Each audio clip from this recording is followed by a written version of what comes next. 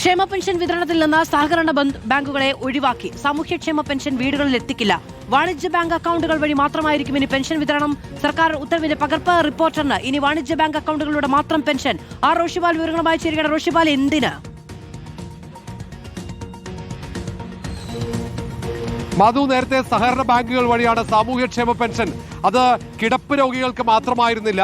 പ്രായാധിക്യം മൂലം പുറത്തേക്കിറങ്ങാൻ പറ്റാത്തവർക്ക് പോലും സാമൂഹ്യക്ഷേമ പെൻഷൻ വീടുകളിലേക്ക് എത്തിക്കുന്നുണ്ടായിരുന്നു. അത് അവർക്ക് വലിയ ആശ്വാസമായിരുന്നു. കാരണം പുറത്തേക്ക് എത്താൻ പറ്റാത്തവർക്ക്, കാഴ്ച പരിമിതിയുള്ളവർക്ക്, അല്ലെങ്കിൽ നടന്നു പോകാൻ ബുദ്ധിമുട്ടുള്ളവർക്ക്, അവർക്കൊക്കെ ആശ്വാസമായിരുന്നു സഹകരണ ബാങ്കുകൾ വഴിയുള്ള സാമൂഹ്യക്ഷേമ പെൻഷൻ വിതരണം. കാരണം പലപ്പോഴായി ഒരുമിച്ചാണ് പണം ലഭിച്ചിരുന്നത്. അത് അവരെ സംബന്ധിച്ചിടത്തോളം വലിയ ആശ്വാസമാണ്.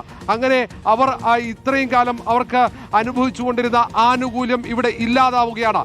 സാമൂഹ്യക്ഷേമ പെൻഷൻ ഇനി വീടുകളിൽ എത്തിക്കേണ്ടതില്ല, സഹകരണ ബാങ്കുകൾ വഴി വിതരണം ചെയ്യേണ്ടതില്ല എന്ന കടുത്ത തീരുമാനത്തിലേക്ക് സംസ്ഥാന സർക്കാർ എത്തിയിരിക്കുന്നു. ധനകാര്യ വകുപ്പ്, മുഖ്യമന്ത്രി കൈകാര്യം ചെയ്യുന്ന ധനകാര്യ വകുപ്പ് ഇത് സംബന്ധിച്ച ഉത്തരവ് പുറത്തിറക്കി കഴിഞ്ഞു. അതിന് കാരണമായി ചൂണ്ടിക്കാട്ടുന്നത് സഹകരണ ബാങ്കുകൾ വഴി ഈ പെൻഷൻ വിതരണം ചെയ്യുമ്പോൾ അതിന് ഇൻസെന്റീവ് ഉണ്ടാകുന്നു.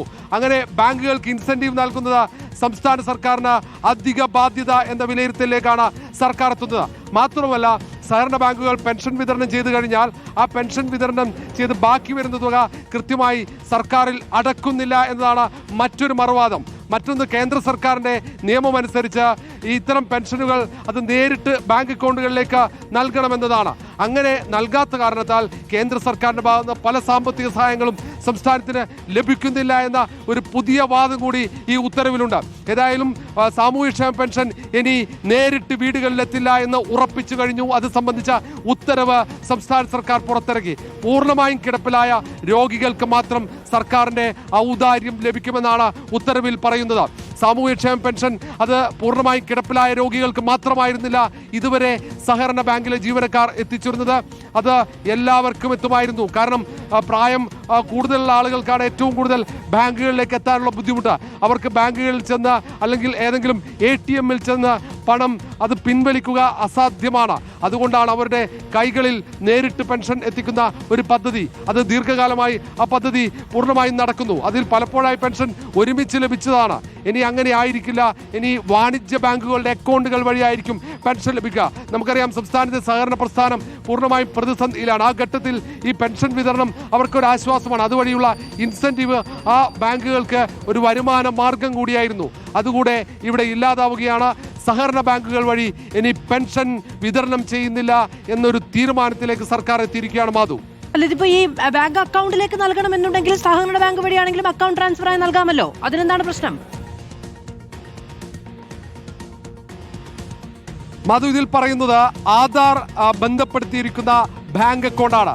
സഹകരണ ബാങ്ക് ഇല്ല. കാരണം ഇനി ആധാർ ബന്ധപ്പെടുത്തിയ ഒരു പൊതുമേഖലാ ബാങ്ക് അല്ലെങ്കിൽ സ്വകാര്യ ബാങ്ക്, ഇത്തരം ബാങ്കുകളുടെ അക്കൗണ്ടുകളിലേക്ക് മാത്രമായിരിക്കും ആ പണം ട്രാൻസ്ഫർ ചെയ്യുക. അത് അങ്ങനെയാണ് കേന്ദ്ര സർക്കാരിന്റെ നിയമം എന്ന വാദമാണ് ഇപ്പോൾ സംസ്ഥാന സർക്കാർ ഈ ഉത്തരവിൽ പറയുന്നത്. മാത്രവുമല്ല, സഹകരണ ബാങ്കുകൾ വഴി വീടുകളിൽ പണം എത്തിക്കുക എന്നതാണ് ഏറ്റവും പ്രധാനപ്പെട്ട കാര്യം. അങ്ങനെ വീടുകളിൽ പണം എത്തിക്കുമ്പോൾ അത് അധിക സാമ്പത്തിക ബാധ്യത ഉണ്ടാക്കുന്നു എന്നതാണ് മറ്റൊരു പ്രധാനപ്പെട്ട കാര്യം. കാരണം ഇൻസെന്റീവ് ബാങ്കുകൾക്ക് നൽകേണ്ടി വരും. അങ്ങനെ ഇൻസെന്റീവ് നൽകാൻ പറ്റില്ല എന്നൊരു വാദം. മാത്രമല്ല, ഇതിൽ മറ്റൊരു കാര്യം പറയുന്നുണ്ട്. ഈ സഹകരണ ബാങ്കിന്റെ ജീവനക്കാർ വഴി പെൻഷൻ വിതരണം ചെയ്യുമ്പോൾ അതിൽ പലപ്പോഴും അനർഹർക്ക് പെൻഷൻ ലഭിക്കുന്നു എന്നതാണ് സർക്കാരിന്റെ കണ്ടെത്തൽ. അങ്ങനെയുള്ള കണ്ടെത്തലൊക്കെ കാരണമായി ചൂണ്ടിക്കാണിച്ചുകൊണ്ടാണ് ഇനി മുതൽ കേരളത്തിലെ സഹകരണ ബാങ്കുകൾ വഴിയുള്ള പെൻഷൻ വിതരണം പൂർണ്ണമായും നിർത്താനുള്ള തീരുമാനം. സഹകരണ ബാങ്കുകളിലൂടെ അല്ല ഇനി ക്ഷേമ പെൻഷൻ വിതരണം ഉണ്ടാവുക, നാഷണലൈസ്ഡ് ബാങ്കുകളിലൂടെ ആയിരിക്കും എന്നുള്ളതാണ് നമുക്ക് മനസ്സിലാക്കാൻ കഴിയുന്നത്.